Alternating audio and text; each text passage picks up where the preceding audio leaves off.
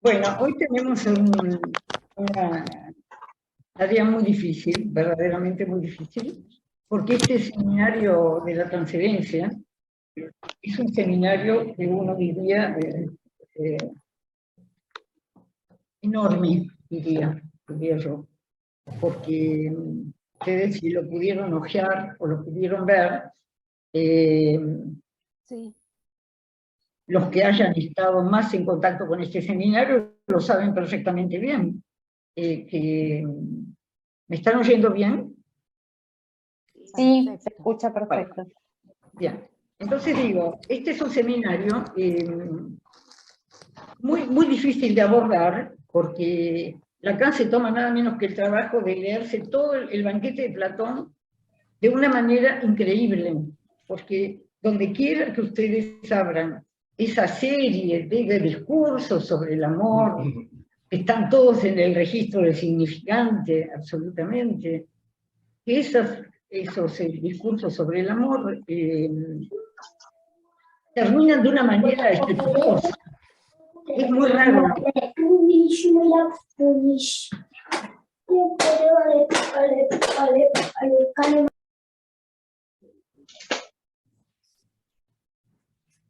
Se escucha mal, debe haber micrófonos abiertos.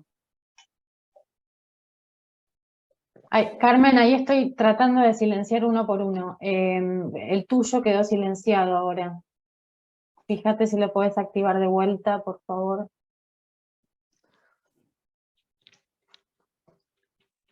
No, todavía no. No, ya sé que no, pero Ahí digo que está, todavía, ahora sí, todavía, ahora sí. todavía no encuentro Bueno, muy bien. Estaba diciendo que el seminario de la transferencia es enorme para hablar de la cuestión del amor, tan compleja, tan difícil, que Lacan se recorre el seminario el diálogo de Platón del banquete. Bien, voy a ir haciendo como pueda un recorrido, pero yo tengo hoy la idea, o la exigencia, mejor dicho, de situar el tema del amor en esta América. Lo siento, mi práctica me enseña todos los días lo que pasa con las palabras en esta América. Es una tierra de creyentes, es una tierra donde el amor toma formas más desastrosas conocibles. No dudo de que sucede en otros lados. Yo simplemente, no es que creo que esto es un fenómeno extraordinario, por favor. Creo que en cada cultura, en cada sociedad, la cuestión del amor es una cuestión que puede abrirse a todo tipo de desgracias. Y es así como Diótima va a presentar a Eros. Eros no trae la felicidad, trae la desgracia y la desdicha. Pero todo depende de cómo se estructuran las relaciones amorosas. Y esta es la genialidad de Lacan. Entonces, cuando nosotros trabajemos, vengamos a la transferencia, a lo que estructura una relación amorosa, ahí podemos analizar a un, no sé si a un chino, no me atrevo a decir eso, quizá a cualquiera que esté dentro de la cultura greco, latino,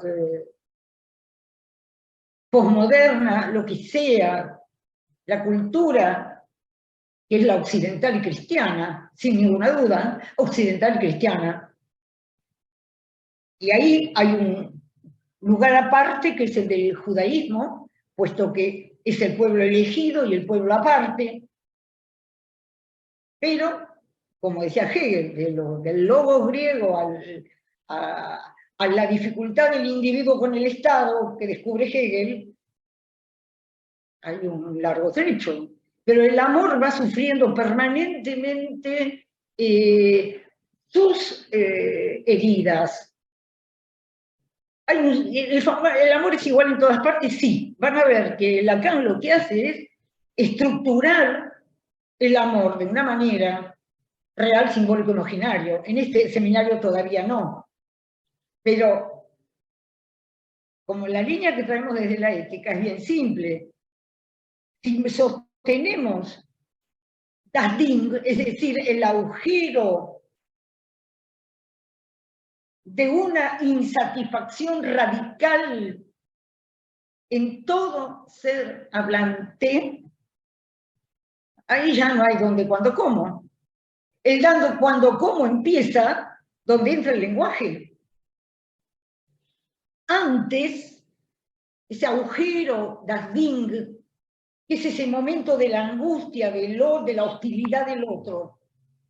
En ese instante, ese agujero es un anudamiento, como dirá Lacan al final, real, o sea, donde la lengua toma un cuerpo y donde el sexo queda significado, no hay manera de escapar al significante. ¿Y qué es ese significante que se introduce en un cuerpo? Significante.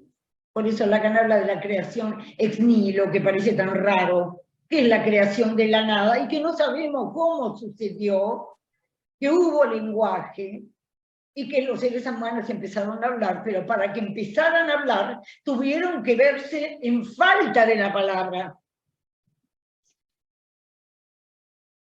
Se tuvieron que enfrentar a la marca del significante.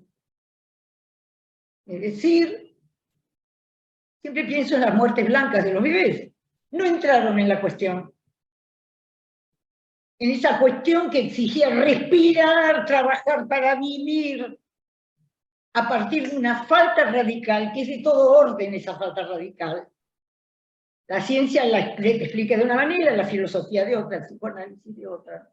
Porque desde Freud, ese agujero original es una insatisfacción que se va a querer satisfacer a lo largo de toda la vida. Ahora, en ese agujero, ¿qué tipo de satisfacción demanda el agujero? Eso lo sabe un analizante, más o menos se puede aproximar. Por eso Lacan dice por ahí, el objeto al que no logro aproximarme. Ese objeto al que no puedo aproximarme no es nada más que un agujero. Lacan se cansa de decirlo. La primera versión esta versión del objeto es el agujero, es un agujero. Obviamente que Lacan todo esto le da 500.000 vueltas. Y nosotros nos vamos a detener en cada seminario, como lo hicimos siempre, y ahora de una manera diferente, porque estos seminarios son de otro orden.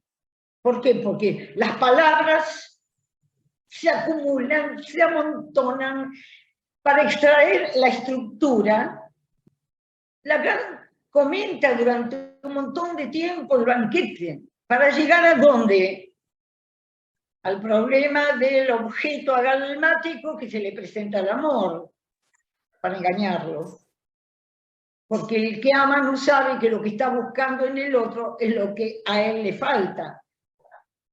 Bueno, y me parece que la insistencia de Lacan en este seminario es que el psicoanalista no sabe. Esa es la central cuestión de que el analista no sabe nada,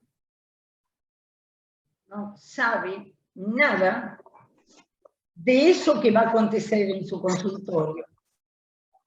Porque es un practicante analizante, única condición absoluta de que se produzca algo en un análisis, es que el propio analista haya pasado, como dice Lacan, por la destitución subjetiva.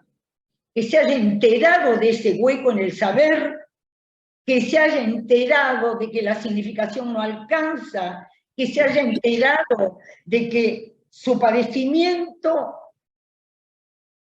es una insatisfacción, y que esa insatisfacción irremediable se puede remediar un poquito. Pero si el analista no pasó por este instante de destitución, no sé, un instante de destitución, que quiere decir que no sé, y entonces me dispongo a bordear ese no saber. Hay pacientes que se disponen y otros que no. Es decir, que empujan el saber hacia un saber sabido. Esa es toda la lucha. ¿Por qué? Porque el sujeto supuesto saber no es otra cosa que darle sentido a todo. Eso es el sujeto supuesto saber. Por eso Lacan dice que es de vena y que no es artificial. Está en el lenguaje mismo. Tapar los agujeros del saber. Eso está en el lenguaje. Y cuando llegan al consultorio del analista, le van a poner, dice Miller, es una frase verdaderamente que nos ayuda, cuando dice que el sujeto supuesto saber es como una sombra que el paciente arroja sobre el analista. Ese camino que te orienta. Bueno, El deseo de la belleza, mientras no te separes de la locura. Decir no. estoy escuchando, adelante.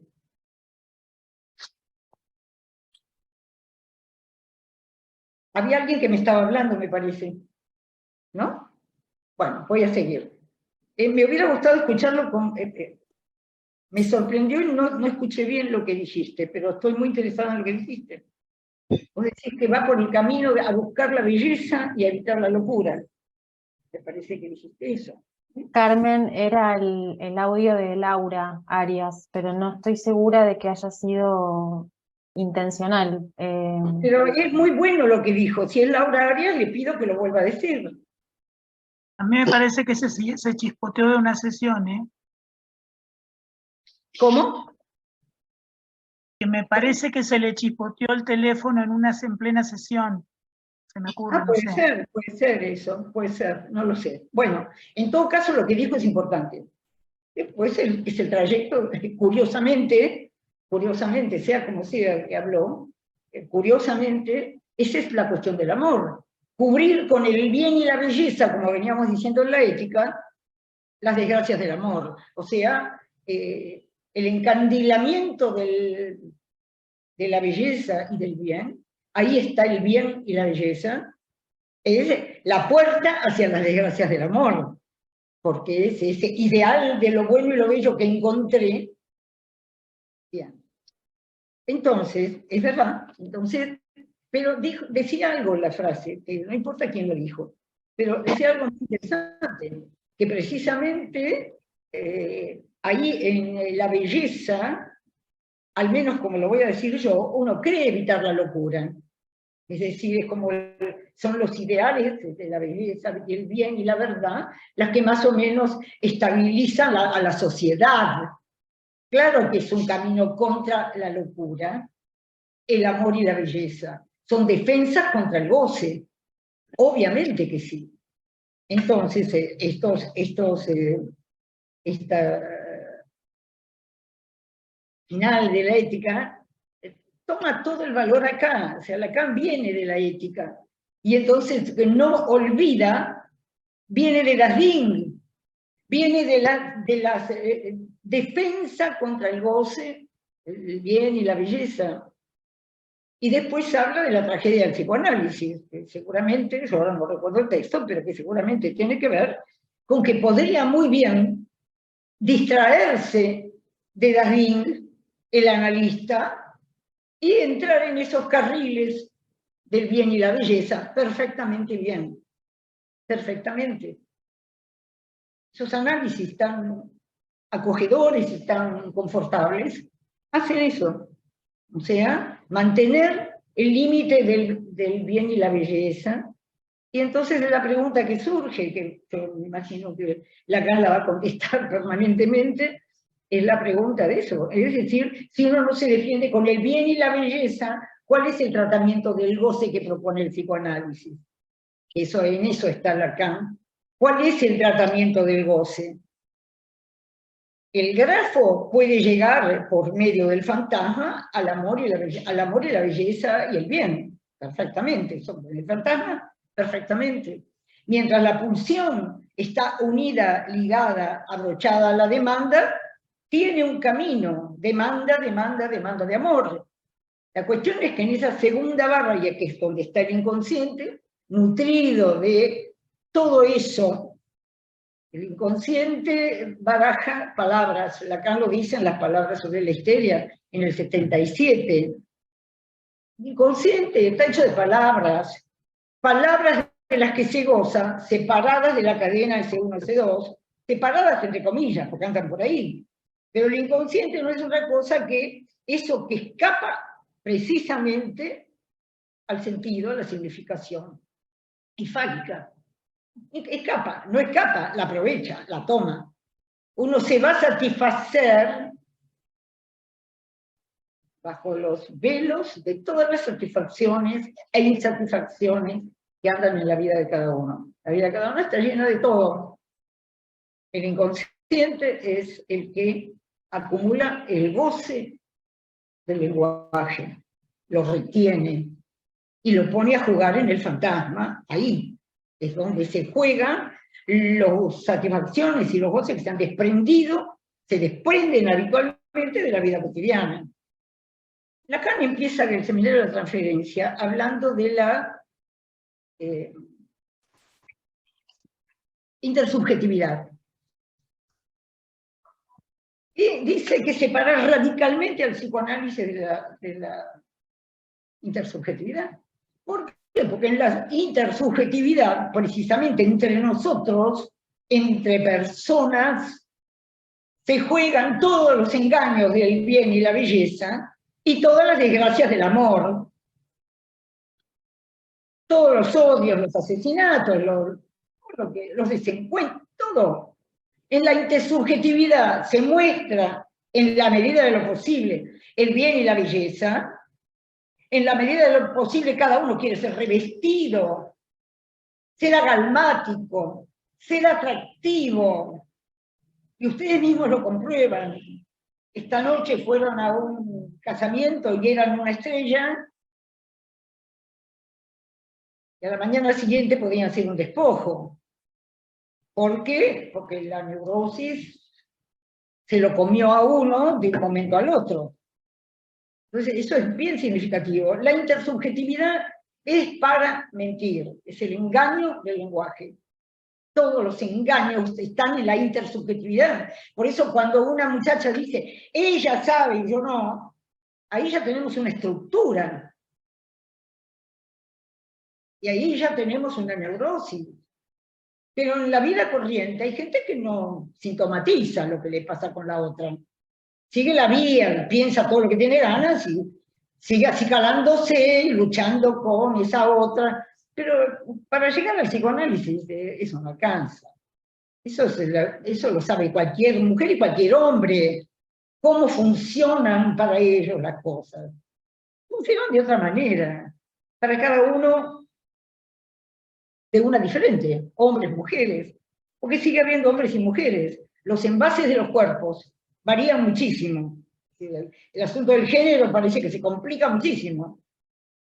Pero lo que hay detrás de los movimientos del género es un sujeto de la palabra, que está verdaderamente a través de transformaciones o no transformaciones en su cuerpo, el lugar donde se produce el cuerpo, de cualquier manera que se lo tramite, siempre manifiesta, siempre está en función del goce del fantasma. No se salva nadie si pongan fantasma de la conciencia, lo que se fantasea, lo que se trata de alcanzar, lo que se piensa, etc. Estamos llenos de pensamientos que no salen a ningún lado, llenos. Eso después lo teoriza Lacan cuando habla de la langue y de las lalangues. O sea, ahí ya, ese es un Lacan que se pone a pensar en eso mucho más adelante. Pero acá está diciendo la intersubjetividad es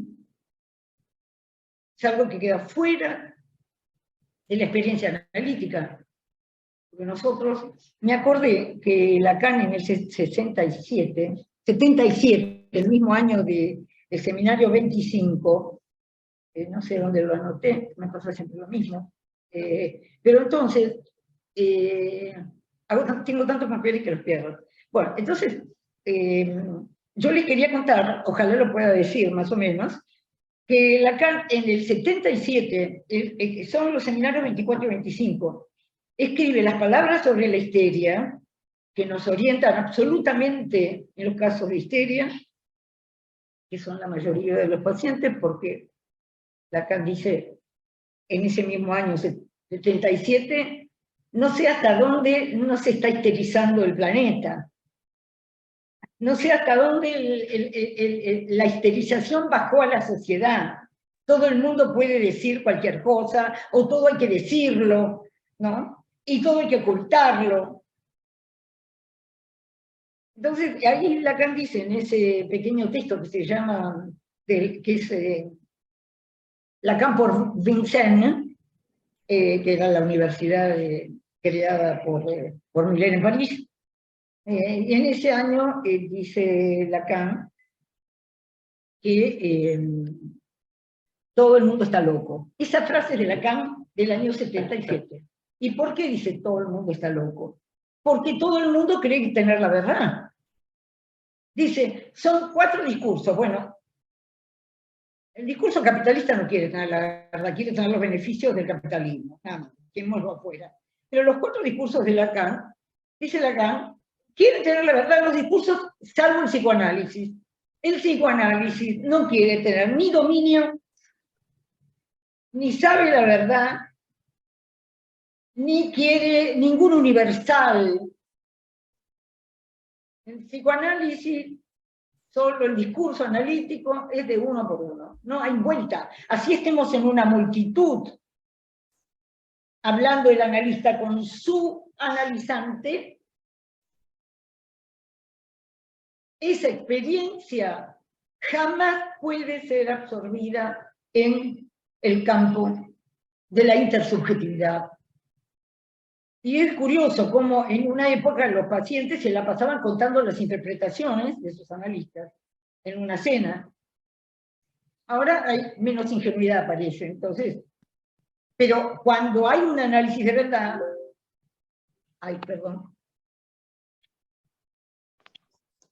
cuando hay un análisis de verdad, no se pueden contar las sesiones. Porque además, aunque cuenten una intervención, los efectos son inalcanzables por otro. Y a veces se cuenta, pero se cuenta porque todo lo que se cuente, todo lo que entra al lenguaje, va a ser una distorsión, siempre. Porque nosotros no estamos en el nivel del nudo, donde somos trabajados por la lengua. Estamos en el nivel del simbólico imaginario real del fantasma. Ahí hablamos en la intersubjetividad, hablamos con el fantasma. Sea de la conciencia o sea el fantasma inconsciente, no importa. Son los sentidos que atribuimos, las cosas que comprendemos. Ahora Lacan va a venir al tema del amor. Y yo voy a tratar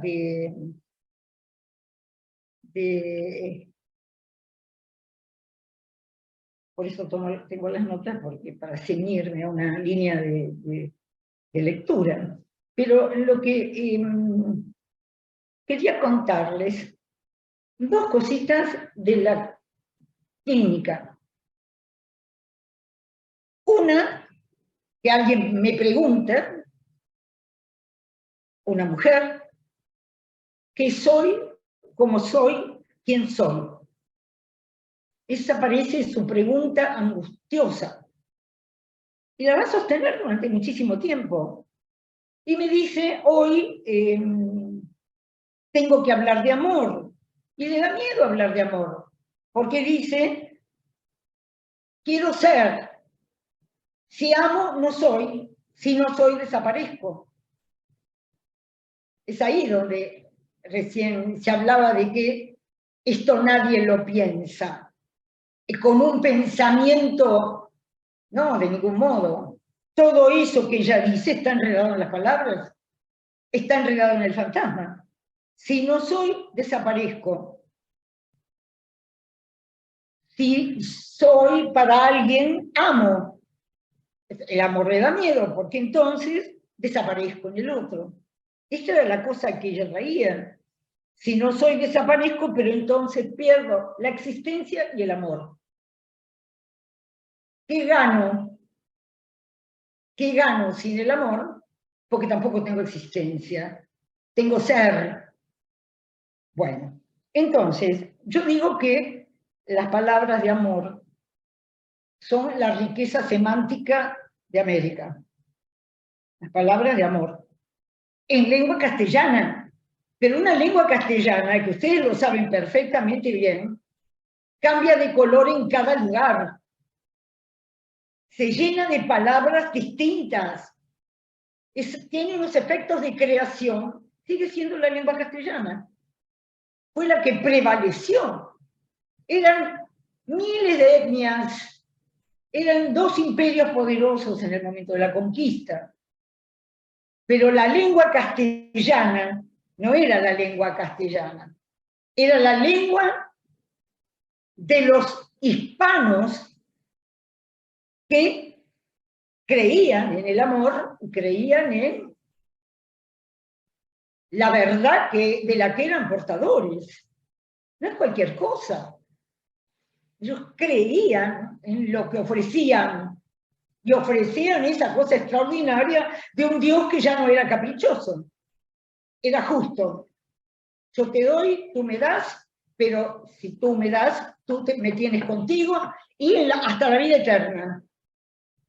No era un chiste de la lengua castellana, lo que portaba, lo que traía, y en la inmediata mestización, evidentemente todo el poder del bien y de lo bello quedó del lado de los españoles, aunque fueran lo que fueran, cuando los que hablan de la decolonización, no se entiende muy bien qué quieren, porque si América hubiera quedado en el estado que estaba, yo no sé pensar eso, no lo puedo pensar, no tengo recursos para pensar eso, que América hubiera seguido dentro del mito, no sé cómo si eso se hubiera, no sé, no sabemos nada, somos unos profundos ignorantes de todo. Entonces bordeamos algún saber como podemos, y yo bordeo esto de ver cómo la lengua castellana prevaleció, pero cuando prevalece una lengua no prevalecen palabras sueltas, estructuras de pensamiento, estructuras de encuentro con el mundo. Son las que prevalecen en cada lengua. No hay más que ir aproximándose a otros lugares. Yo siempre digo, esa curiosidad la tengo, pero tendría que volver a nacer para empezar a ver otras culturas. Pero por ahora, la de América se me presenta de esta manera. Ahora, en todas las regiones donde hubo virreinatos, esta transmisión se hizo de una manera notoria. En 1530 había catedrales, habían venido arquitectos españoles y de otros lugares también. Esto, no tenemos idea de lo que fue eso. Pero ya había catedrales y había coros polifónicos. Y de los que pintaban los frescos de las catedrales, rápidamente estaban los indígenas entusiasmados, pintando, copiando. Y estaban los niños cantando polifonía, porque su música no era polifónica, ni sus instrumentos eran variados, ni armónicos. Entonces, el ansia con que América recibió a España también es el modo como América quedó impregnada y vive, está, por mucho que le manden por arriba todo el internet y toda la inteligencia artificial, hay esto, y esto muy fresco, porque son 500 años, hay esto de recibir las palabras, recibir la música, recibir el amor, recibir los prejuicios, recibir los odios, recibir todo lo que una lengua puede transmitir una vez que tenemos un sujeto del fantasma. Porque es con eso que recibimos el mundo. Fantasmatizando, es decir, cada uno tiene un mundo. El mundo es de uno solo. Lo universal es el engaño. Hay universal, sí, una teoría del universo hay, o una idea de todo el mundo tal cosa. Pero no hay el universal, dice Lacan en el Seminario 20, flor de retórica es el universal. Lo universal, el universo, flor de retórica, porque en realidad cada uno es un mundo. Y hoy, como decía Lacan en el 77, se manifiesta. Entonces la locura, todos locos, en el sentido de que cada uno encarna la verdad como le parece, según dónde, cuándo, cómo. No se puede universalizar nada en el psicoanálisis. Lo que se puede dar es esto, ¿no? Es decir, estructura. Y cuando Freud pensó en Das Ding, y cuando Lacan se fue al Freud de 1895 a buscar Das Ding, eso es una proeza de Lacan. Ir a buscar la radicalidad freudiana al Freud del proyecto de una psicología para neurólogos. Solo a Lacan se le podía ocurrir ir a buscar ahí. ¿Qué es el Freud de la intuición, de la etiología sexual de las neurosis que le contaba Flick? Y la etiología sexual, ¿qué quería decir? Ir a satisfacer algo que estaba insatisfecho. Si no, no habría sexo, ni deseo. Claro que no habría nada, ¿no? Si no hubiera esta insatisfacción radical que Freud lo ponía, con toda razón, en el otro hostil. Lo que el mundo nunca va a satisfacer, ni el otro va a satisfacer, en el origen. Ese lugar de vacío, hueco, donde Lacan pone el primer objeto, que el primer objeto A, que no es nada más que un agujero. Eso es la angustia. Y van a ver ahora la distancia que hay entre el seminario de la transferencia y el de la angustia. Y los que tengan un librito no es un libro de Miller, que se llama La angustia lacaniana, van a ver que es de una enorme complejidad, cómo tratan ese seminario de la angustia. Es el estilo milleriano, de desmenuzar y volver y dar vueltas ahí. Y entonces hay unas páginas, los que tengan ese libro pueden buscar páginas 71, 72, 73, y hay algunas más, donde hace la comparación entre el seminario de la transferencia y el de la angustia. Ayuda muchísimo, a mí me ha ayudado muchísimo también, porque nos da un golpe de vista sensacional. El seminario de la transferencia, el objeto bello. ¿Qué esconde el objeto bello? El seminario de la angustia es otro el objeto. Es un objeto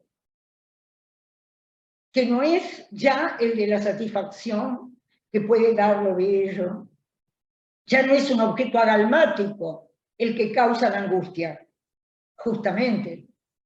Pero lo que se saltea, él no se saltea, le está haciendo un trabajo de comparación, pero lo que está en el medio es el seminario de la identificación. Nosotros lo vamos a ver. ¿Qué quiere decir que está en el medio? Que cuando Lacan ve toda esta agalmatización del amor, Diótima Alcibíades, lo vamos a ver un poco. Entonces, primero ve el deslumbramiento del amor, para después descubrir el agujero que está ahí, velado. Y se pone Lacan a estudiar la cuestión del amor de una manera preciosa, sirviéndose de los griegos.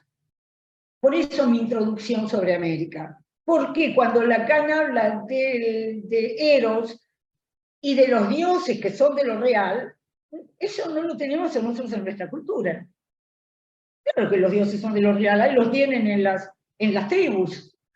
El capricho, los aztecas sacaban que los dioses de los aztecas querían corazones humanos. Entonces los ponían en el altar, así murieron montones de españoles, para no ser tontos en la manera de pensar la conquista. O sea, pedía más corazones los dioses. Cada dios tenía su atribución. Toda la constitución de los imperios estaban basadas en un mito, donde los dioses designaban, mandaban. Bueno, entonces, esto no podemos desconocerlo, puesto que tenemos la lengua castellana sobre esta base, digamos, de ese elemento, esta tierra de los mitos y de los dioses, y viene el cristianismo, promete y aplasta completamente para quien crea en el nuevo Dios, en el monoteísmo, en el cristianismo, en el sacrificio de Dios y todas esas cosas, para los creyentes, la muerte de los dioses. ¿Por qué? Porque el Dios cristiano no es nada azaroso. Te ama bajo condiciones de amor bajo condiciones. Pero, digo, acá Lacan habla del amor como lo entendían los griegos, por eso se entretiene con el banquete de esta manera. Son los mitos griegos. Los griegos estaban llenos de mitos, en las casas estaban llenos de estatuitas, y había rituales todos los días, a ciertas horas, a tales dioses. He leído bastante sobre eso. Les iba a decir a los que tengan semblantes de Occidente, que mucho de lo que estamos hablando acá está ahí en ese libro, un poquito. Por ejemplo, fui a buscar ahí lo que yo había escrito sobre Platón. No lo voy a hacer ahora, no me da el tiempo de lo que puedo hacer en este marco de este seminario. Y les voy a decir algo que no les dije al principio porque me olvidé, que este seminario es un seminario diurno de la Escuela de la Orientación Lacaniana, porque el Consejo Estatutario aceptó todos los pedidos y entonces rectificó, y todo lo que habíamos pedido, una exención de la presencialidad, estamos nuevamente en el anuario. Entonces, en el anuario de las actividades diurnas. Anuario de las actividades diurnas. Te vuelvo a decir, estas actividades no son de la escuela las aloja, las quiere, evidentemente por lo que ha pasado, las quiere ahí en su local, está muy bien, porque hasta ahora creo que ni se daban cuenta de que existían. Hoy, con el tema de lo que pasó en la pandemia, la escuela tuvo que enterarse de la red transferencial que generan los miembros con las actividades diurnas. Entonces ahora se han vuelto preciosas. Bien, entonces ahora yo estoy en esa lista, en un momento quedaba excluida, y estoy muy contenta de que sea así, me parece que es muy bueno lo que ha pasado, que el Consejo haya tomado el problema, lo haya conversado y haya tomado la decisión de devolver al listado a los que efectivamente tenían un motivo para no estar en las actividades presenciales. Me había olvidado, debí decirlo al principio, perdón. Bueno, entonces digo, no es raro. Carmen, Sí, Carmen, te habla Elisa, ya que hiciste una breve interrupción. ¿Qué tal? Buenos días. Elisa te habla. sí, Elisa, así. Te hago una pregunta respecto a lo último que decías, por breve respuesta, Aspira. ¿Estableces alguna diferencia entre la mitología griega y la mitología previa a la conquista de América, la preexistente a la conquista? No hay ninguna duda que hay una diferencia, pero yo no podría dar cuenta. Sí que hay una diferencia, porque de la mitología griega surge de una lengua hecha, la historia desde la, ¿cómo se llama eso? Las lenguas indoeuropeas, se fueron juntando en unas pocas lenguas, pero resulta que las mitologías son todas diferentes.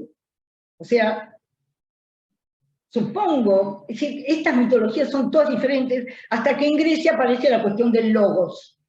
Entonces ahí empieza Lacan en el seminario este. El principio era el verbo. Dice, claro, no habría mitología sin verbo, sin palabras. Pero hay ¿no? O en el principio, dijo otro, era la acción. Otro dijo, en el principio era la práctica. Dice Lacan, en realidad tuvo que haber lenguaje para que hubiera mitos. Ahora, sobre eso, es una especie de, eso es un continente negro, no la mujer. Eso es el continente negro. Que los millones de años que tiene el hombre sobre el planeta, según parece, eso fue generando, Yo la primera noticia que tengo de lo que pasa con el mito es cuando aparecen unas tablillas de no sé cuántos siglos anteriores al cristianismo, miles de años antes del cristianismo, se encuentran unas tablillas que dicen, ¡ay Dios, perdona nuestros pecados! Ya esta articulación de interpretar los desastres naturales, no podemos imaginar lo que era vivir en la tierra pelada de cultura. No lo podemos ni concebir. Había que inventar todo. Entonces el hombre se veía, aparecía una tormenta y sentían que, y ahí es donde nace el lenguaje. Algo hemos hecho, somos castigados. ¿Cómo se arma eso? No lo sé, no lo sabe nadie. Nadie sabe cómo el primero que habló, no sabemos por ahora que haya otros, hizo la articulación, el nexo significante. Ese uno, ese dos. Hice tal cosa, pasó tal otra. Está. Una causalidad directa. Y las tablillas del siglo no sé cuánto decían, Señor, perdona nuestros pecados. Señor, Señor, el Señor de la tormenta era. ¿Y qué creen que había detrás de los sacrificios incas, mayas, que son los que tenemos más cerca? No sabemos nada. ¿Pero qué había en los sacrificios? Satisfacer a los dioses porque no habían obedecido tal o cual cosa, o porque sí, porque los dioses tenían todo el poder. Lacan dice, los dioses son de lo real, vienen de lo real. ¿Qué es de lo real? Que con el significante, y esa es la creación ex nihilo. ¿Qué quiere decir creación ex nihilo? Lacan va con eso. Y que nadie sabe cómo un día un significante caló un cuerpo. ¿Qué es un significante? Un recorte de goce, directamente. Ya no es un animal con el instinto. Entró una palabra y apareció un culpable, o apareció una idea. Oh, Dios mío, Lacan en el seminario de identificación van a ver que lucha un poco con eso, poquito, porque sabe que él no puede avanzar por ahí. El jeroglífico, las marcas en la piedra, contar. Entonces Lacan dijo, nosotros venimos al lenguaje ya constituido, estructurado, el informe de Lagache, estructurado, y toda la obsesión de Lacan es la estructura. ¿Y cómo no va a ser la obsesión de Lacan la estructura si todo empieza con un agujero? El otro está ahí, el otro, y el otro falta, y viene el agujero de la angustia, y viene alguien que en un poco de tiempo toma la imagen especular. ¿Qué es la imagen especular? ¿Tragarse un significante? No, haberse tragado antes. Porque el que no tiene el significante no tiene modo de abrochar la imagen. Todas estas cosas son las cosas que Lacan va buscando. Por eso yo repito tanto Lacan. Y el otro día, a veces lo hago en el consultorio, no tendría que hacerlo, porque a veces digo, para Lacan esto es esto, justo esto. Y entonces una mujer me dijo, ¿usted es devota de Lacan? Y yo dije, de ninguna manera. Jamás sería devota de nadie. Lo que encontré allí fue un resorte que me permite una lectura. Nada más, ese es Lacan. Te permite leer otra cosa. Donde toda la obviedad te dice un sentido. Ahora, el significante, que Lacan está buscando, ya en la ética, ¿se acuerdan que había, creo que es en la ética, ¿no? Ese significante es ni lo que quiere decir. Si no hubiera un borde significante, tampoco hay David. Así de simple. Y ahí va Lacan. Si no hubiera, si no hubiera para el goce de un cuerpo el límite del significante, seríamos animales. Así de simple. Pero como hay un límite, como eso que no sabemos de dónde vino, de la nada, entró algo, y ese hombre primitivo inventó el fuego, le pidió perdón a un supuesto Dios que mandaba la tormenta, la erupción del volcán, la inundación, la selva llena de peligros. ¡Oh! Entonces, estamos valorando el significante que después va a ser el S1. El significante que recorta. Y está, se entró lo simbólico. ¿Qué quiere decir lo simbólico? El sentido. Perdónanos por nuestros pecados. Oh Señor. Ese Señor era informe completamente, pero era la tormenta. Era la desgracia. La desgracia es la que genera el llamado, la invocación. Para Lacan, la pulsión invocante existe. Cuando el hombre se ve en su desgracia, pero eso desde el principio.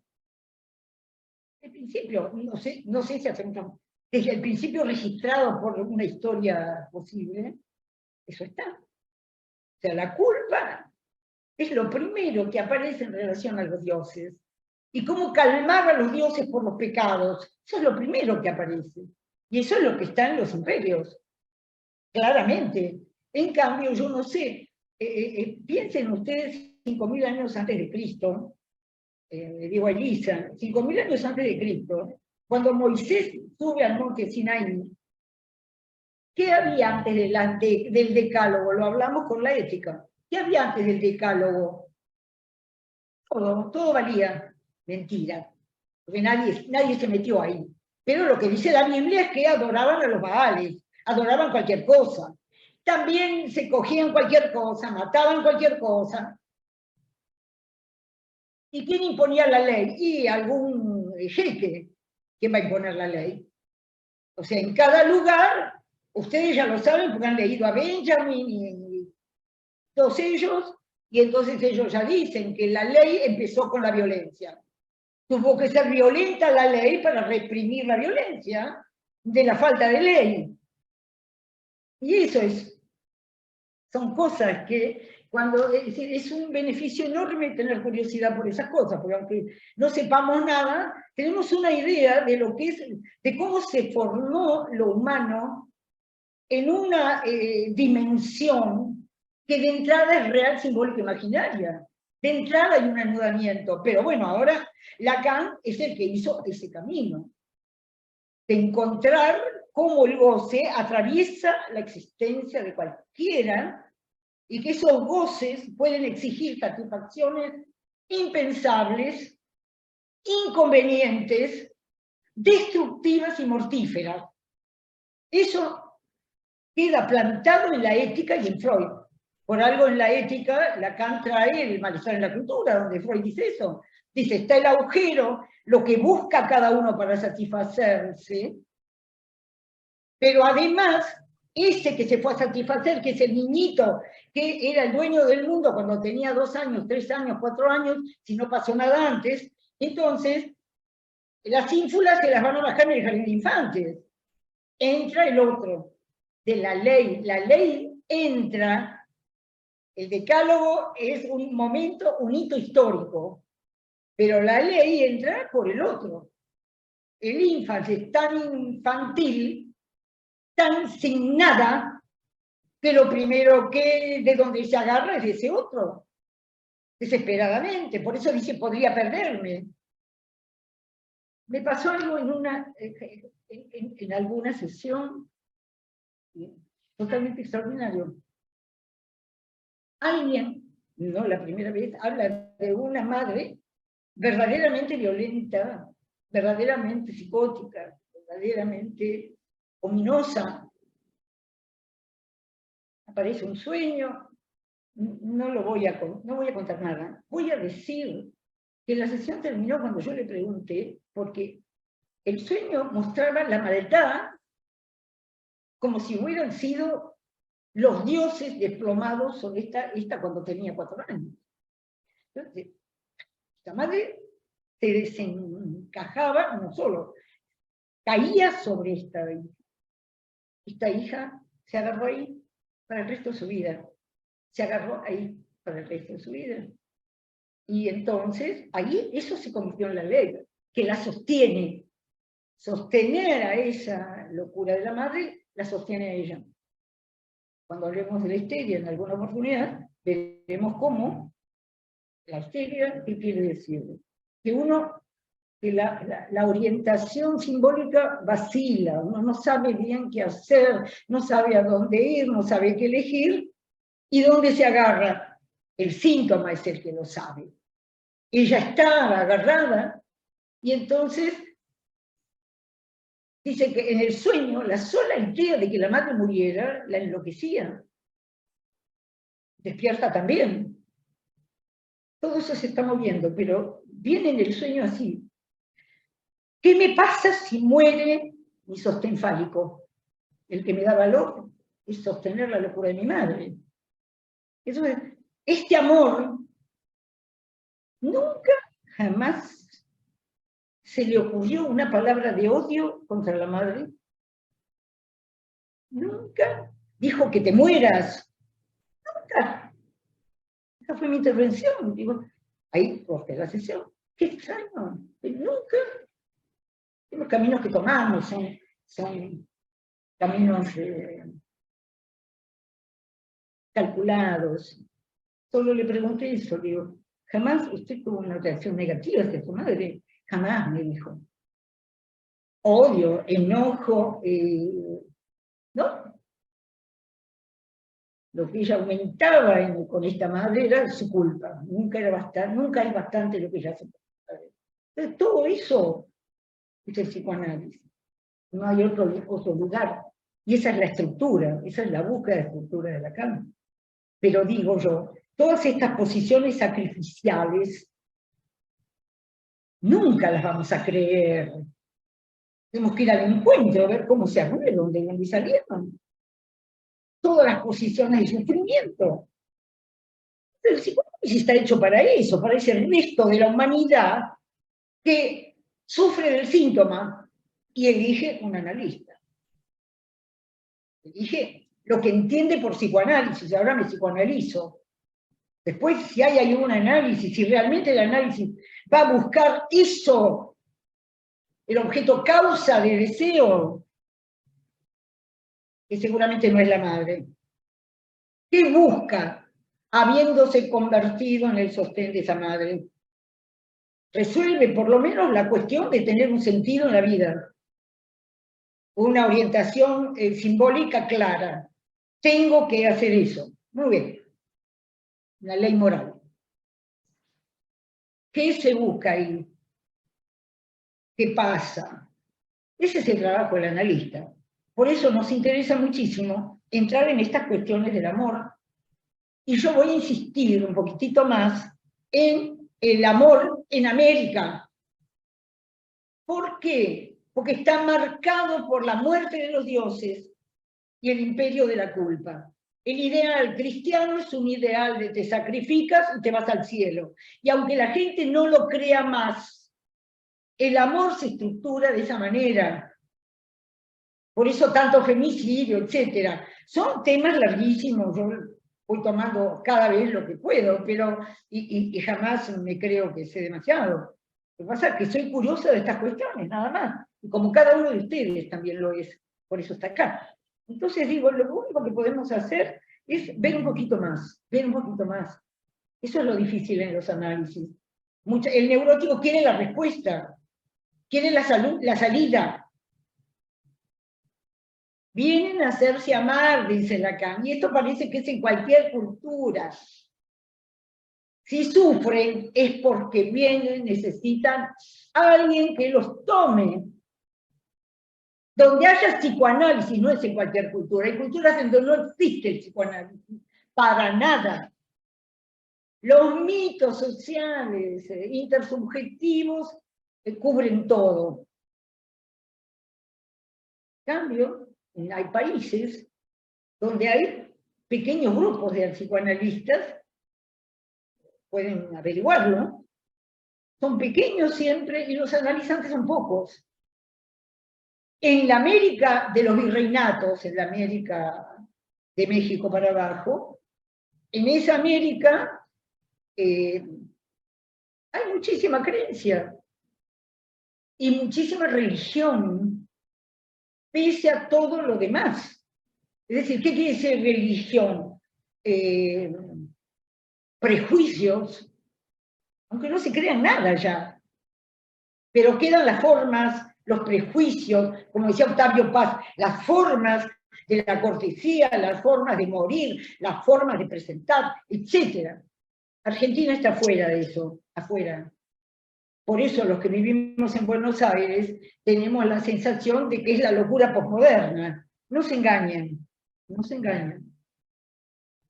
La locura, en Argentina, las cosas del amor se manifiestan de otro modo y reciben otras cosas, porque Buenos Aires siempre fue el lugar de recepción de la ilustración europea, de la cual los argentinos de toda la Argentina no les llegó nada,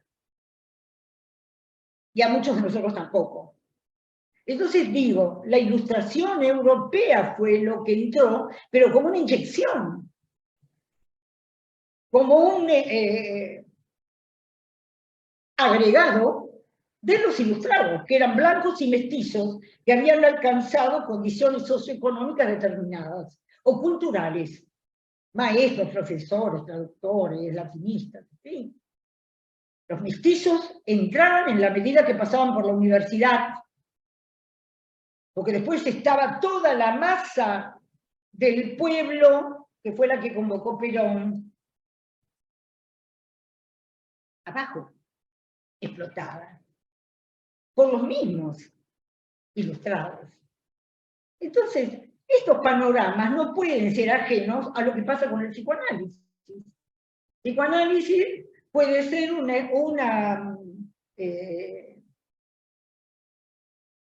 no me encuentro la palabra porque no quiero decir experiencia, pero quizá es una experiencia, sí, ilustrada. Es decir, los que se psicoanalizaban era la clase media. Ahora, cuando empieza a extenderse, también son cosas a estudiar. Yo ya he leído un poco a esta psicoanalista, que me olvidé el nombre, una mujer, que trabaja mucho en la cuestión política, psicoanálisis.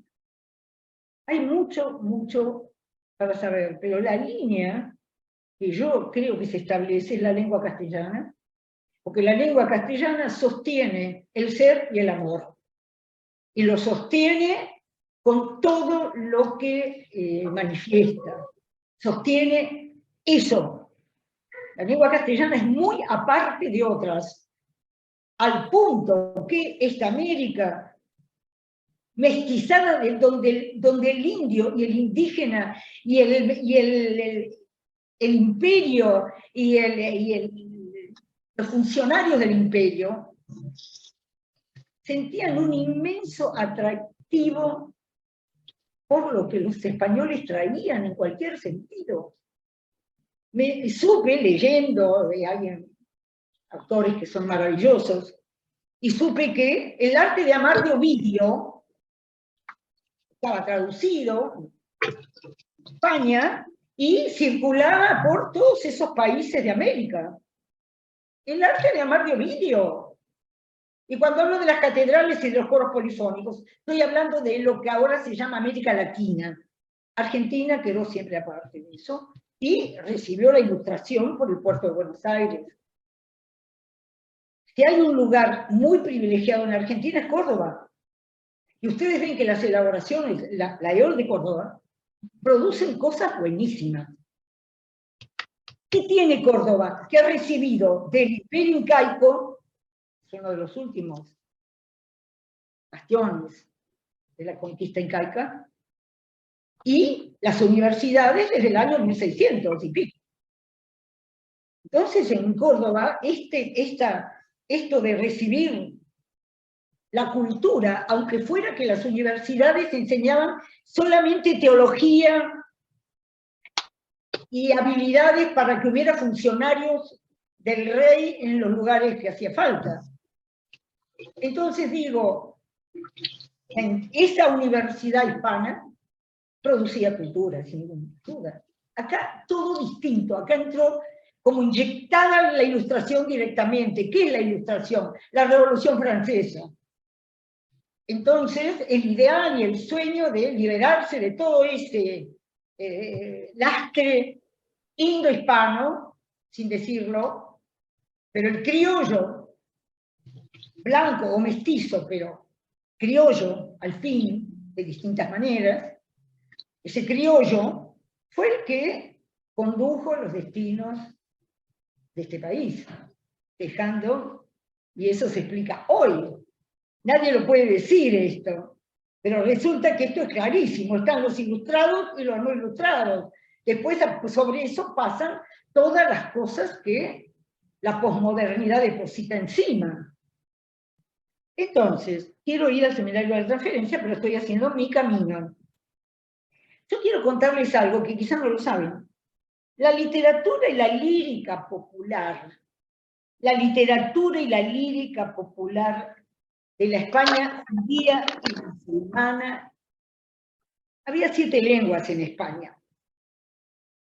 Se formaron de distintas maneras, no solo los íberos y los celtas, se formaron de distintas maneras y siempre, de un modo u otro que no les puedo contar, hay una nota 9 en mi libro La cita fallida 3, que les puede interesar, y entonces España, antes de la entrada de Isabel la Católica, de la conquista de Granada, hay toda una historia de cómo entraron los árabes a España, los moros, los bereberes, entraron a España y se quedaron. Pero hay toda una lectura a hacer de eso. Entonces, ¿qué pasó esos 8 siglos desde que entraron los moros? Isabel la Católica plantó su bandera católica y expulsó a los moros y a los judíos, hasta que le agarró la locura católica a Isabel. ¿Qué pasó? Dicen, hubo una generación del año 27, 1927, de lingüistas y poetas muy conocidos. Yo no voy a traer eso acá, está por ahí en los libros míos, pero la literatura y la lírica popular era muy importante. Cuando yo hablo del humanismo popular, es hispano el humanismo popular, ¿me entienden? Es lo que fue a buscar Freud cuando fue a leer Don Quijote. Durante 10 años estudió español para eso. Entonces, ¿qué pasó en esos años hasta que Isabel la Católica avanzó a Granada? Primero rechazaron a los romanos, no querían saber nada. Y además, se mezclaron. Había muchísima mezcla. Se casaban, tenían hijos. Judíos, árabes, e hispanos de cualquier lugar. Entonces, dice acá, la literatura y la lírica popular de la España judía y musulmana fueron silenciadas en el Siglo de Oro por los Habsburgo. Isabel la Católica es toda su descendencia, hasta Felipe II, por lo menos, y un poco más, creo. Pero toda esa línea, ¿qué eran los reyes? Jerarcas católicos. Rezaban, eran católicos, no sé qué, y España era un desastre, porque estos reyes lo que querían era comprar, no producir. Somos nosotros. Y se iban a Europa, la plata, el oro que entraba de América se lo gastaban en Europa. ¿En qué? En lujos. Igual que ahora, que todo el tiempo hay quienes obtienen los beneficios y quienes se entregan a comprar, lo mismo que ahora. Compran y entonces...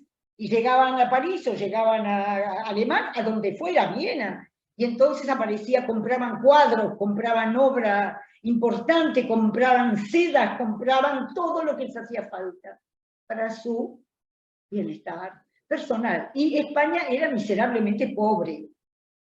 Porque además, cuando echaron a los judíos y a los árabes, España perdió muchísimo. Con esta persecución horrible. Una Inquisición que además estuvo en muchos países europeos, la Inquisición.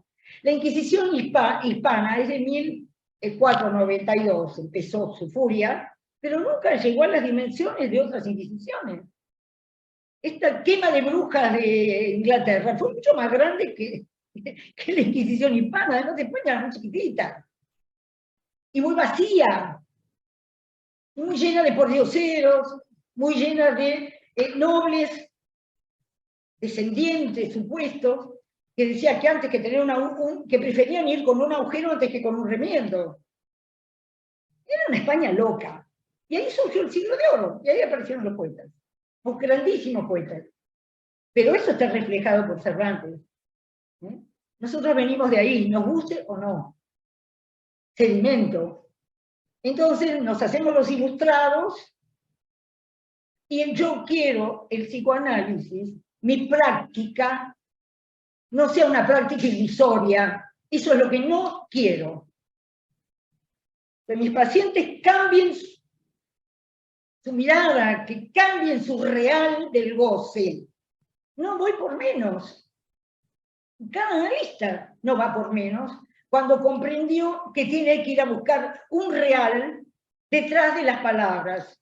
No es tan común, porque los analistas que se llaman psicoanalistas también somos parte de esto, sin saberlo, y sin saberlo estamos en el culto de las palabras, y en el bien y en lo bello, sin saberlo. Queremos hacer el bien, ya que sí. Bueno, continúo. La generación de los poetas del 27 se interesó en una composición lírica en voz de mujer. Esa composición lírica la tenía que cantar una mujer. Y se desprendía del final de un poema. Había un poema que se llamaba Moaxaca, poema árabe o judío culto, estaban todos mezclados, árabe o judío culto, que el poema lo recitaba un hombre, y después tenía que venir una mujer y ponerle un broche a ese poema que estaba muy bien estructurado. La poesía galaico-hispana fue la primera poesía, fue gallega, fue del norte de España. Así como también el primer rechazo a los romanos viene de Asturias, también al norte. Galicia, Asturias, eran los más bravos, los que tenían una naturaleza que los acompañaba además. Entonces digo, les voy a contar, por ejemplo, una jarcha al final de un poema, de una moaxaca rezada por un hombre. Y la mujer decía, por ejemplo, una que tomé, de tanto amar amigo, de tanto amor, enfermaron unos bellos ojos, bella, que ahora duelen tan mal. De tanto amar amigo, de tanto amar, enfermaron unos ojos bellos que ahora duelen tan mal. Que tienen el amor en su real, ese amor no incluye el matrimonio, la regla, las leyes, pero pasa por la poesía, pasa por la voz de una mujer. Y a veces somos tan pobres para encontrar estas cosas, para encontrarnos, no encontrar. Y entonces, en las jarchas amatorias, había una jarcha que se llamaban amatorias. En las jarchas amatorias, una muchacha le hablaba a su madre o a sus hermanas. Estaban las mujeres ahí todo el tiempo, diferentes de los hombres, por el amor. Y ahora van a ver todo lo que hay en el seminario para decir esto. Entonces, en las jarchas amatorias, una muchacha le hablaba a su madre o a sus hermanas de sus amoríos. Les contaba. Y lo hacía con exclamaciones, repeticiones, preguntas retóricas, y por ejemplo, oh madre, mi amigo se va y no vuelve. Era frecuente que hubiera un amorío con un árabe, y el árabe tenía que ir a hacer alguna cosa a otro lado. Mi amigo se va y no vuelve. Y ahí tienen el amor en una España que es completamente aparte del resto de Europa. ¿Por qué? Porque en estos 8 siglos se mezclaban y se mataban. Cuando entran los árabes y cuando se instalan, el primer rey, creo que es Recaredo, no es católico, creo que es arriano. ¿No? Y todo se muta y todo cambia. Los judíos eran los secretarios y los encargados de los dineros de los nobles. Eran tan apreciados. El mismo Fernando, el marido de Isabel, su secretario, era un judío que le manejaba todo, no solo las finanzas, era su brazo derecho. Y así era el lugar de los judíos en España, hasta que le agarró la locura católica a Isabel. También sobre esto había que era castellana Isabel. Y eso no era cualquier cosa, de donde yo no voy a entrar en esa cuestión, no podría, ni sabría.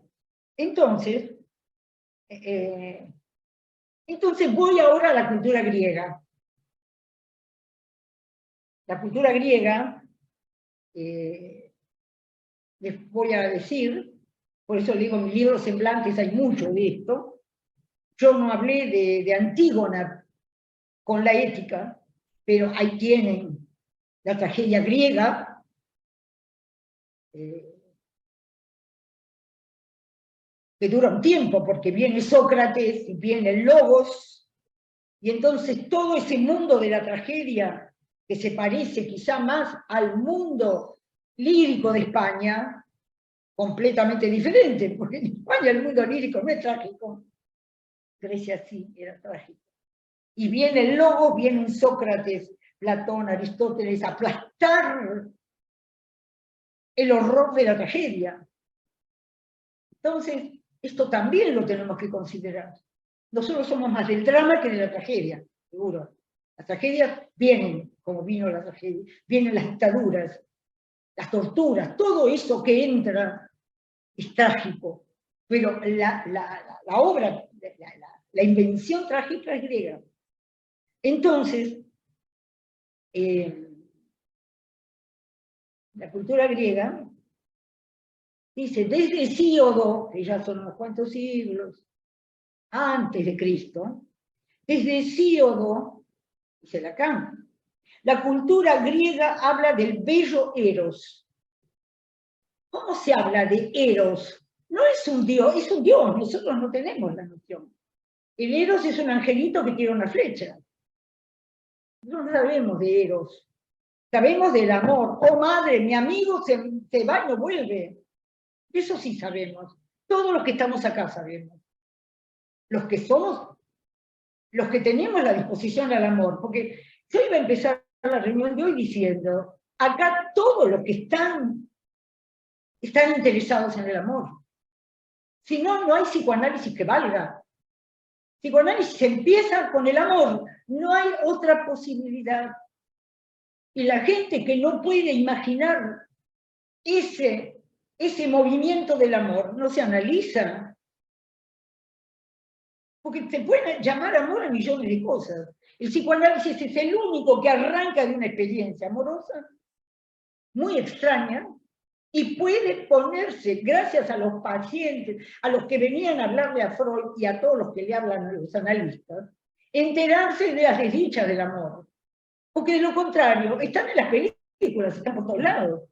Pero resulta que el psicoanálisis recibe a los enfermos de amor, no a los que lo vieron en una película, ni al otro. El psicoanálisis recibe en su experiencia un amor sin el cual la experiencia no existe. Este fue el descubrimiento de Freud.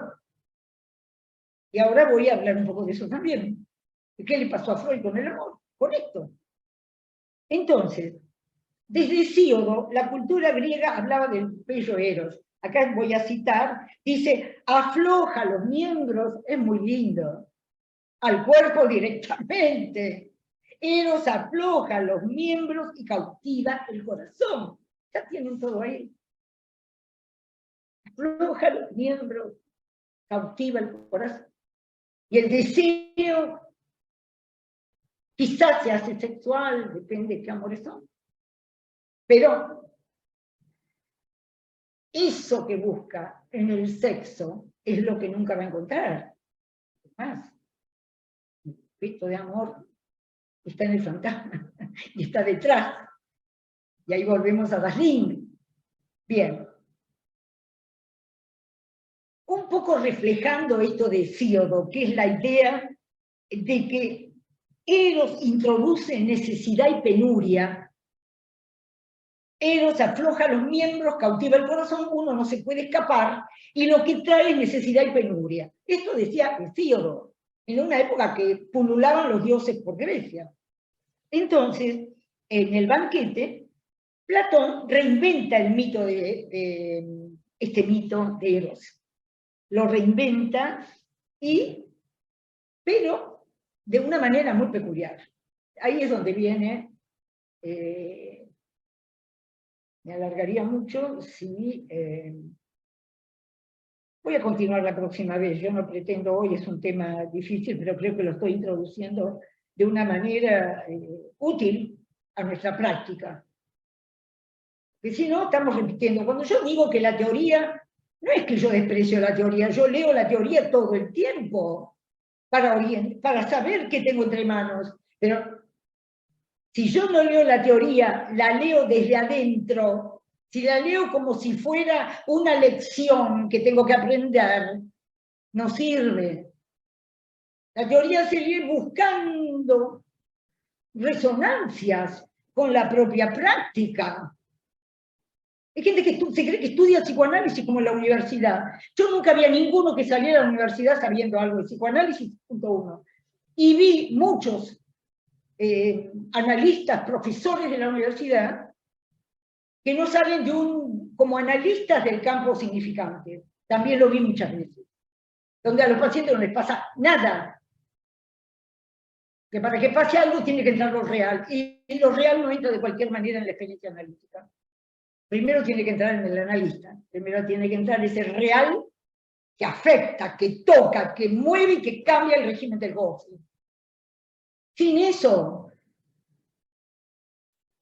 por eso Lacan en la proposición del 9 de octubre, cuando dice que la destitución subjetiva tiene que estar en el billete de entrada de los análisis para que empiece un análisis, tiene que haber un instante de presuposición subjetiva, tiene que haber un no saber, y un no saber que no se sabe, no un saber que le van a responder inmediatamente. Es tomar contacto con ese saber, sabiendo lo que no sabe y diciendo lo que no sabe, pero sin un momento donde haya ese sobresalto, puede ser por un sueño, como la persona que vino a mi consultorio porque soñó que entraba desnudo en mi consultorio, después de 2 entrevistas varios meses antes. Entonces, cuando soñó eso, vino directamente al consultorio. Eso es un momento de destitución subjetiva. ¿Qué me pasa? ¿Qué es esto? Se le había caído ese yo tan lindo que tenía, por un instante. Después, todo el trabajo del análisis viene. Pero ahí tenemos un pálpito. Tiene que pasar algo para que haya entrada en el análisis de este orden. Entonces, Lacan se pone a estudiar el amor, empezando por Freud. Pero antes de hablar de Freud, yo quería decirles un poquito más sobre Platón, que lo van a buscar por cualquier lado. Lean quién es Platón, por favor. Entonces, dice que Platón, influenciado por el antiquísimo Hesíodo, reinventa el mito. Y entonces, ¿cómo reinventa? Porque Diótima es la que cuenta ese mito. Yo tampoco tengo familiaridad con la literatura griega, ni con el mito griego, no tengo lecturas. Pero Platón reinventa el mito porque cuando le toca hablar a Sócrates, y todos los que hablan en el banquete hacen una especie de especulación sobre el amor, una especulación, un cuento, un invento de cada uno, con el pensamiento, obviamente, racional, arman un mito del amor, cada uno inventa algo, pero cuando le llega el turno a Sócrates, y a Sócrates le gustaba mucho hablar y saber, sin embargo, cuando le toca en el banquete, Sócrates dice: yo de esto no sé nada.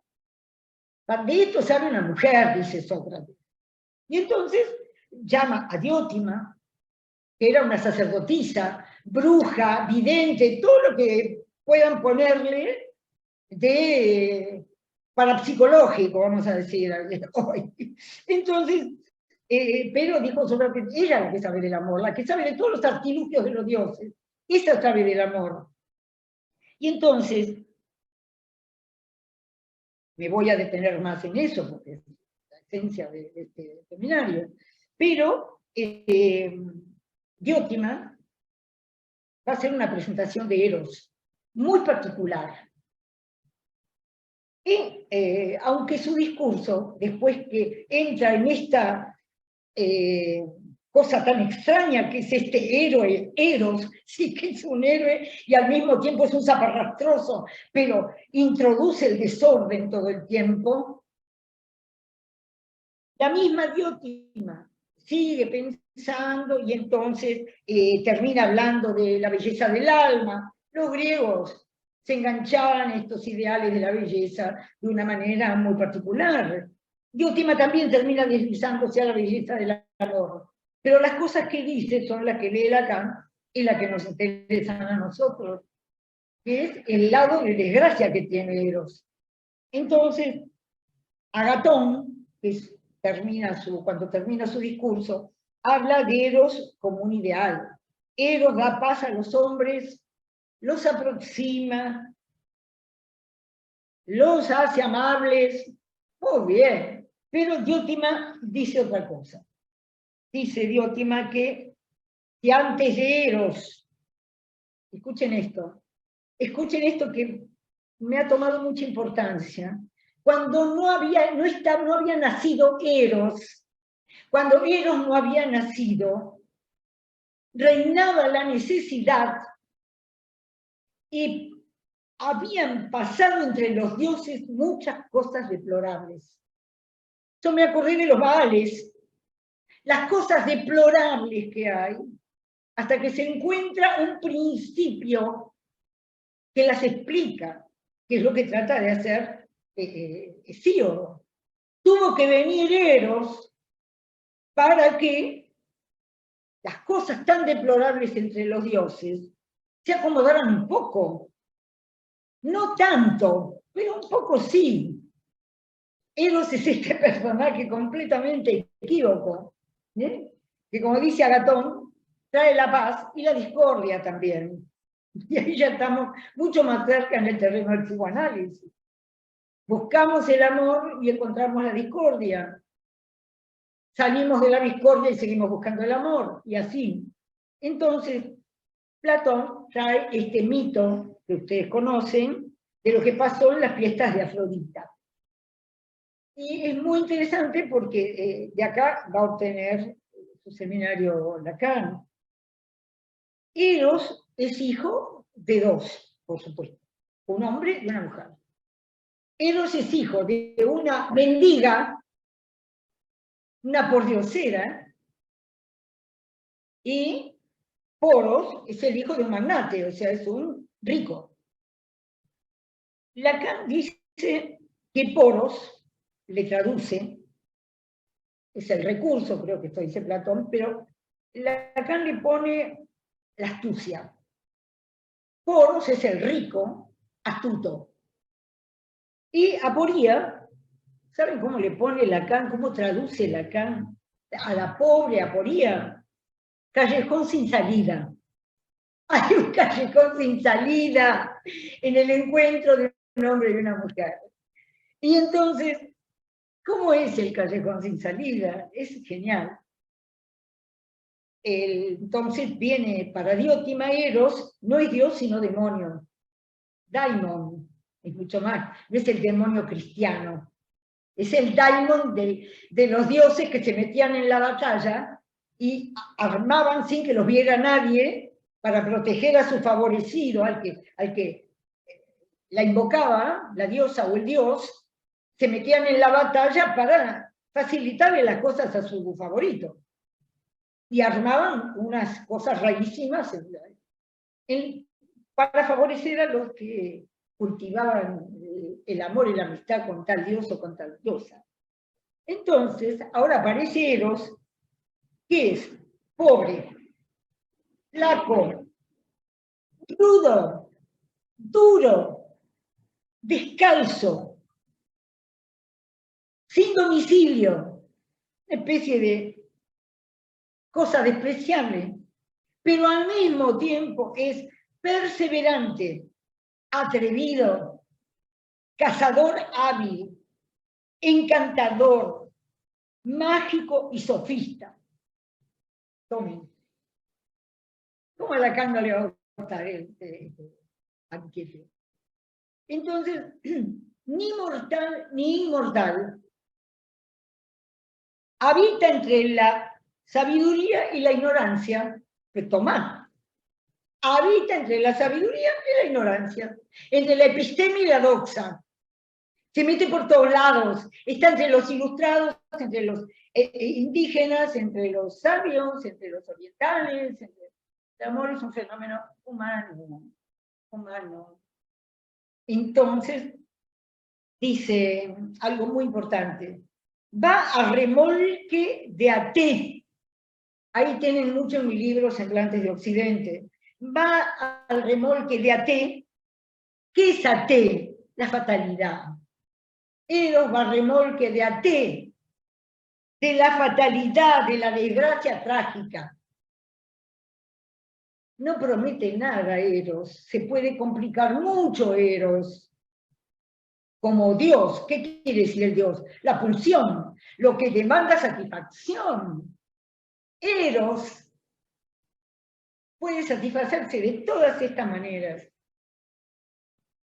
Entonces, finalmente, por eso, porque va a remolque de David. Eros va a remolque de David.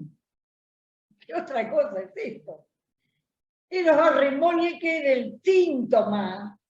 Eros va al remolque de ese goce que una mujer puede ser amada y tener la insatisfacción infinita.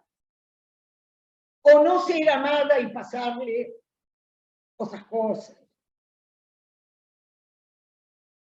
Va a remolque de até la fatalidad trágica. Habita una zona, habita un lugar, pragma, praxis, cosa, se mete en la vida cotidiana, se mete en una zona.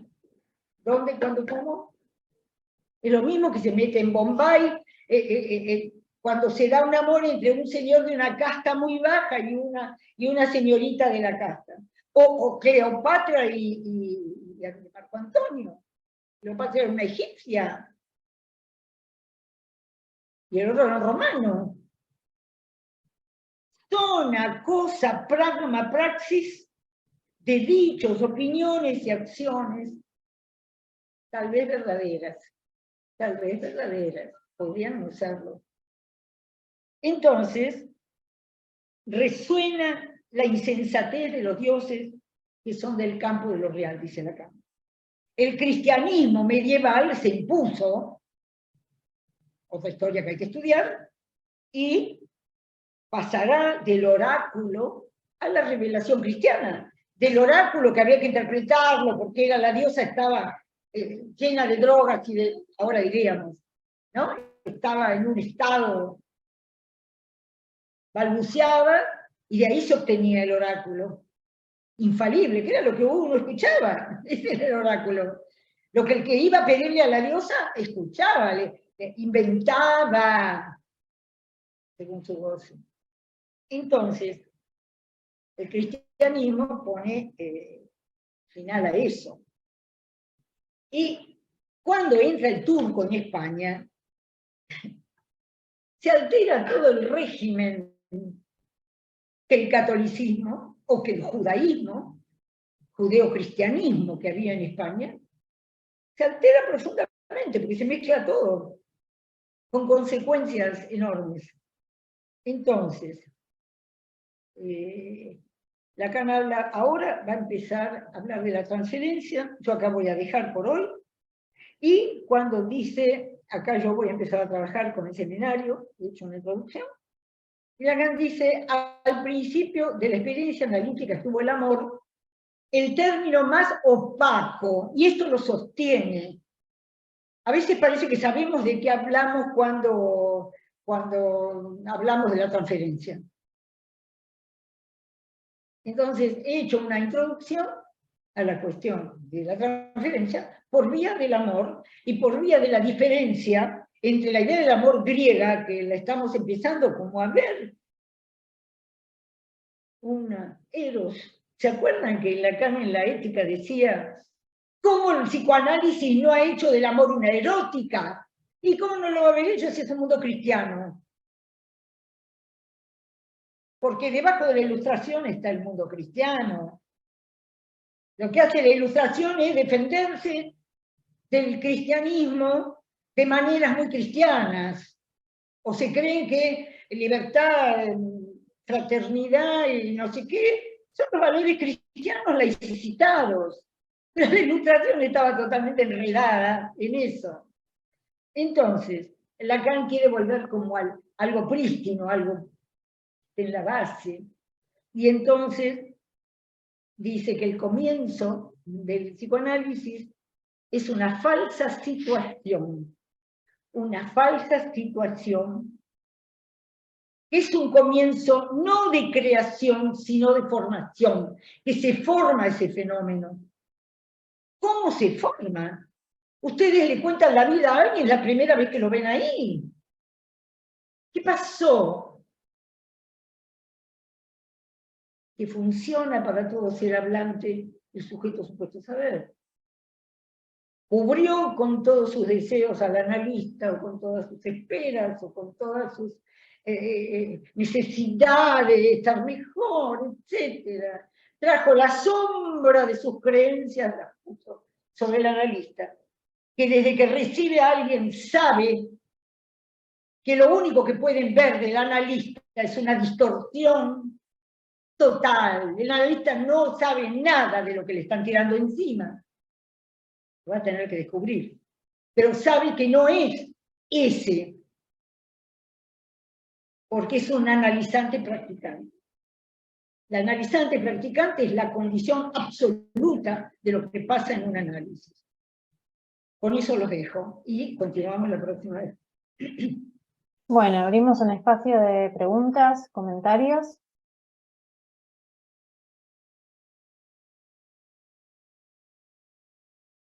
¿Alguien que quiera participar?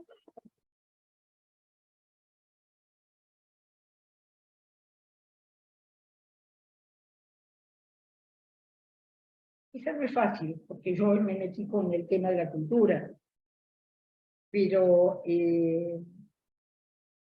estoy entrando en el seminario de la transferencia de esa manera, porque me parece que justamente Lacan está sirviendo de la cultura griega, es un francés. El francés, la cultura francesa, empieza en Grecia. Los romanos invaden Grecia en el 148 antes de Cristo. Los romanos se embelezan totalmente con los griegos, se llevan griegos a Roma a enseñarles retórica. Los sofistas hacen su agosto. Son los que pueden enseñar y pueden inventar y pueden cobrar por el saber y generar fenómenos de juventudes que aprenden cosas. Y surge el ciudadano y el querer saber del sofista, que no es exactamente el filósofo. Porque ustedes no pueden juntar a los sofistas con el esfuerzo de Platón, si alguna vez se asomaron ahí, la movida de Aristóteles sobre Platón, la reversión aristotélica con respecto a Platón, después la reversión cristiana, la reversión utilitarista, son todas cosas que a mí me gusta mucho incluir, porque es la manera de ir a donde las cosas verdaderamente han devenido en lo que son hoy. Nosotros no salimos de un repollo, nadie. Lacan era terriblemente francés, además de terriblemente inteligente, terriblemente desengañado de la medicina y de la psiquiatría. terriblemente despierto con respecto al inconsciente freudiano, terriblemente despierto con la cultura de su tiempo, esa lingüística y esa antropología, y ese Collet que escuchó muy tempranamente. Con eso él tenía que darle una vuelta enorme, porque eran recursos que Freud no tenía. Freud no tenía esos recursos. Allá en Austria, en Viena, con el nazismo alrededor, Freud no tenía los recursos que tuvo Lacan, porque además en la Segunda Guerra, donde murieron tantos, era un puro negocio la Segunda Guerra. El negocio de las potencias. Después vino otra cosa, pero era un negocio, la guerra. Los muchachos les hacían cantar por la patria, eran todos cuentos. Los mataban gratis por una disputa de poder entre países. Eso es así. Por eso el psicoanálisis, ¿a quién le interesa? Si no hay división subjetiva, o sea, síntoma que se acuse y duela, no hay psicoanálisis. En los países donde son inocentes porque están a cargo de fabricar mundos y guerras, ¿qué tiene que hacer el psicoanálisis? Nada. Ahora, en ese lugar donde vino la ilustración enchufada, lo cual quiere decir que la ilustración cubrió muy poquito, es donde hay más psicoanalistas. A ver, donde la cultura griega nos es totalmente lejana y ajena. No sé, ¿qué hacemos? El psicoanálisis acá es otra cosa y tenemos que tratar de abrir en ese psicoanálisis tan impregnado de esta cultura un agujero. Ese agujero no es ni griego, ni latino, ni francés, ni inglés. Ese agujero es el que nos hace hablantes, nada más. Entonces, cuando un analista pueda desprenderse de los ropajes que lo engañan con culturas, adhesiones, sentidos, amores y odios, etc. Cuando el practicante analizante pasó por la destitución subjetiva, sabe que no sabe nada de lo que tiene que saber, que es de la experiencia analítica. Sabe que no es que no sabe nada, sabe que está lo que tiene que saber, como dice Lacan, y lo que no sabe, que es su lugar en la transferencia. Lo tiene que descifrar. Tiene que trabajar ahí, porque la transferencia, como aprendimos cuando leímos el seminario 11, va a tomar diferentes lugares. La primera es te arrojo la sombra del sujeto supuesto saber, de mí, supuesto saber, arriba tuyo. Entonces vienen los inicios de la cura. Y cuando Lacan dice, no crean que va a haber una entrada en análisis, si no hay este pasaje por un no saber qué me pasa, pero solo ese saber lo voy a buscar en mí. Te traigo un sueño, te traigo un lapsus, te traigo una cosa que me pasó. Eso en cualquier lugar. Por eso Lacan separa la extensión de la intención. ¿Qué es la intención? La célula analítica. Y en la célula analítica hay un solo discurso, que es el discurso analítico, que tiene que abrirse camino, no importa cuál sea la lengua, cuáles sean las costumbres, cuál sea, pero sí que la transferencia arrastra todo eso. Lo va a tener que leer. Va a tener que saber con cada paciente que tiene qué viene a buscar para satisfacerse. Viene a hacerse amar. Entonces, ahí tienen este comienzo, cuando Lacan empieza diciendo, evocando, léanlo, es muy lindo. Hay dos cosas que les pido que lean si tienen el seminario. Una es donde cuenta Lacan cómo descubrió la transferencia gracias a Breuer. Dice, esto tiene fecha, creo que es 1922. Esto tiene fecha, la transferencia, cómo empezó tiene fecha. Es lo que le pasó a Breuer con Anna O. Estuve leyendo en Google, hay muchísimo. Hay un informe de Breuer sobre su paciente. Es increíble, realmente, cómo él quedó enganchado en el amor de esa paciente. perdió totalmente cualquier lugar posible de analista. Eso pueden buscarlo. Y la otra cosa que pueden buscar, se lo recomiendo, es que averigüen quién era Alcibíades.